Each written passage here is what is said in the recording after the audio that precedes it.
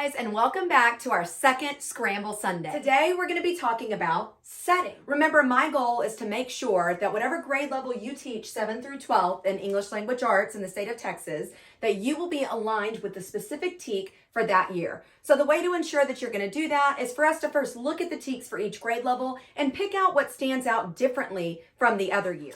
All right, so let's start with 7th grade. This is your TEK 7D in the state, and it says that you're going to analyze how the setting influences character and plot development. Now, all of these are going to be setting and how it influences or creates or contributes to. So we don't really need to pay attention to that part. We know that we're focusing on setting here. So what stands out different here is that we're going to focus on the character and plot development, and specifically how those influence the settings at the 7th grade level. So 8th grade level, we're going to change it. Instead of analyze, we're now going to explain. That means the students are going to have to respond in their own words and explain to you how the setting influences the values and beliefs of characters. So we're taking a little bit more of a dive, and this is why I say it's important to have that characterization in place before you jump into setting.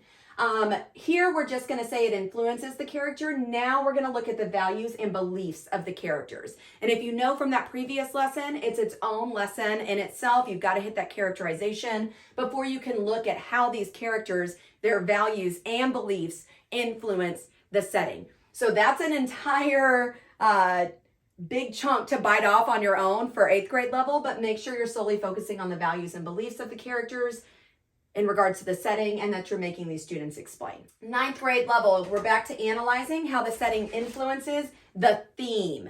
Okay, guys, I'm going to eventually break down theme for you. It's one of my favorite, I think the most important TEK of it all when it comes to literature. That's why we read, why we write, and our biggest takeaway from what we read and write as well. So your focus here, what changes, is going to be theme. All right, you're going to have to make sure you introduce that in a way that pertains to setting. Of course, where we are and who we are around and what we see is going to influence our decisions and eventually what we learn and how we grow in life. And that's what you're trying to get your students to here. So even though it's just one red letter difference, that is a big focus for our 9th grade teachers, okay? On to 10th grade. What changes here? Analyze how historical and cultural settings, so not just the setting this time, not just where and what you're surrounded by, but specifically historical and cultural settings. So you're going to have to dive into some rich text that's from a different era that the kids aren't familiar with. Same thing with culturally speaking. You don't want to just show them what they know. You need to give them things that they're uncomfortable with, that they're not familiar with, so that they can see how it changes based on the historical and cultural settings and how those influence characterization, plot, theme, right? All these big things that we broke down characterization last week. Plot, they kind of know throughout children's books, right? Theme, we did 9th grade year. Now they have to do it across text. And our students really struggle with this whole concept of paired passages and finding commonalities between it, or finding differences and understanding that the authors do this on purpose and create these very different settings in order to drive the plot, to drive the character, to get the theme across, okay? So that's what you're focusing on 10th grade. Historical and cultural settings, you'll need rich text, and you'll need multiple text. You got to do it across. 11th grade, analyze how historical, social, and economic context of settings influences the plot, characterization, and theme. So these just get longer, but you're adding to it, right? The difference in 11th grade is now we're going to look at social and economic context, okay? 11th grade, you're talking 16, 17 years old. They likely have a job or a car or need and use money and go places that they're not always protected by their parents. So they have a little more choice here, and they're going to be more exposed to how these social situations differ based on who you are and, more importantly, where you are. Same thing with economic, right? Some teachers teach in very affluent districts. You're going to have to show your kids the opposite of that, and vice versa, okay? They need to understand how this setting really does influence all of these big things. And a lot of setting has to do with your social and economic context and where you are at. And then 12th grade, the only difference is that they expect them to evaluate. It's a big verb, right? They don't want them just analyzing and thinking about it. They don't want them to explain it. They want them to take that deep dive and evaluate and put all of these pieces together, okay? So what are some ways that we can do this and make sure that you're hitting the TEK for your grade level? Great warm-up would be blueprinting. This is an Abydos strategy. If you do not know Abydos, I suggest you go look it up now. I adore it. I find a lot of really creative, engaging lesson ideas there. So you can start with blueprinting, where you have your kids on a piece of paper draw a place on campus. Now, you can do home or a vacation place, but be aware of where you are teaching. In the school district that I previously taught in, you're surrounded by kids who really don't get vacations, and they may not want to share what the inside of their home looks like. So a safe bet to ensure that all students can come up with something is a spot on their campus, okay? It makes them more in tune with their surroundings, with where they're at. A lot of them will pick the locker room, maybe your classroom, if they really can't think of something outside of where they're at. My classroom's always fun. Most of the time, English teachers' classrooms are exciting and have a lot to look at. So somewhere on campus, they draw an outline of it on a paper, just like you would on a blueprint, and they're gonna label it. And after they're done labeling it for about 10 minutes, give them time to draw and label, you're gonna have them come up with 3 words that describe their emotional connection to this place on campus. Now, if they pick somewhere fun like the locker room and they're an athlete, they're gonna have positive words to associate with that.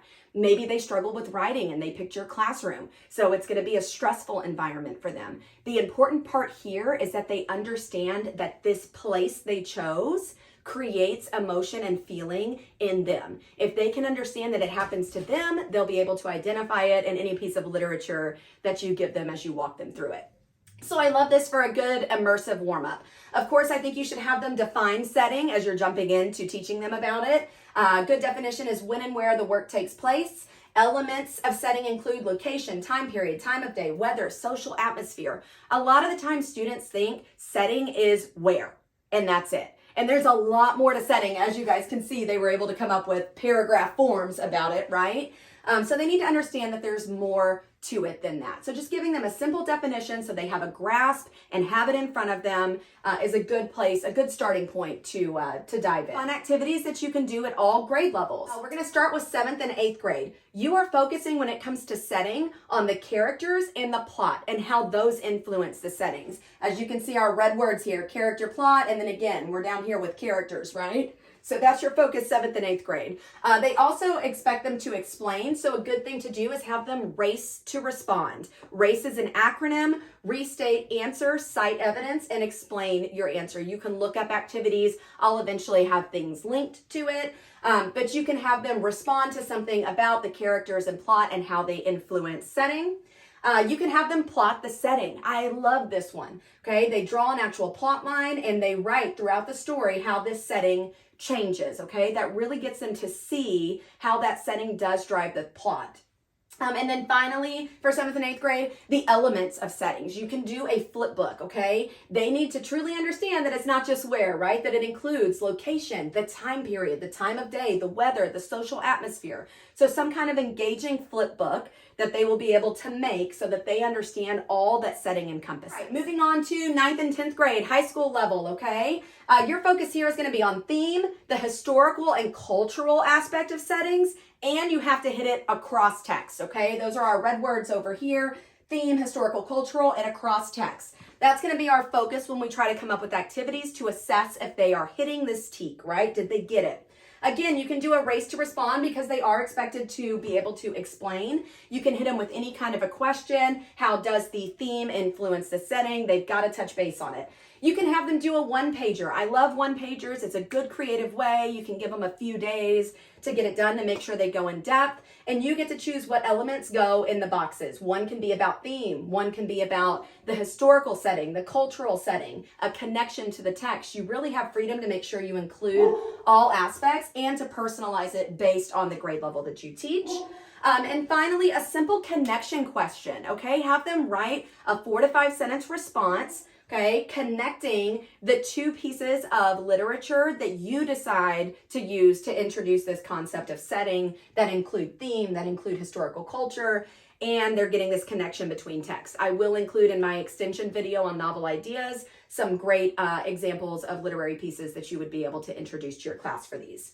But something as simple as how are the settings the same? How are the settings different, right? The fact that they can recognize it, they can look at two different texts and compare these. 11th and 12th grade, you guys get to focus on the social and economic aspect, and you want your students to evaluate, right? It's the last 2 years we have with them before we send them off to college, and we want that college professor to say, man, who was your high school teacher? You have such depth of analysis, right? So we want to make sure that we push them there during this time. As you can see, it hits the TEKS. That's really the only difference, are these social and economic contexts in this evaluation. One thing you can have your students do is an emotional connection. We started up here by having them do 3 words, okay? Instead of just a place on campus, you can make this a deeper activity now, right? Students at this age can acknowledge the fact that they're gonna have negative feelings associated with maybe where they live, right? Things can get very real. But if they're able to have this personal piece, they're truly evaluating, okay?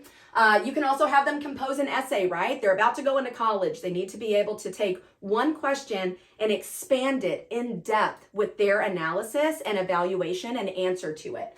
So something like the setting determining what happens in the text. How does the setting influence the plot in this text? How did the setting influence the theme? Now they have to tell you both and make sure they evaluate and bring those together in a beautiful crafted essay. And finally, the creation. You guys know I love this at this 11th and 12th. I really try to include something at all levels, but they need to be able to have a little bit of fun. So they need to create a setting with, and you can include, make them draw from a bucket, right? They get a small suburban town or rich New Yorker, right? They need to create a setting that has those things in mind, because that is making sure that they hit that TEK. If they can create it, they can identify it in literature. I hope that this one broke setting down for you guys easily. I will do an extension on this and give you some novel ideas to help you with these activities. I hope your Scramble Sunday is a little bit calmer because I'm providing this video for you, and you can walk into your classroom with even more confidence tomorrow morning. See you guys next Sunday. Bye.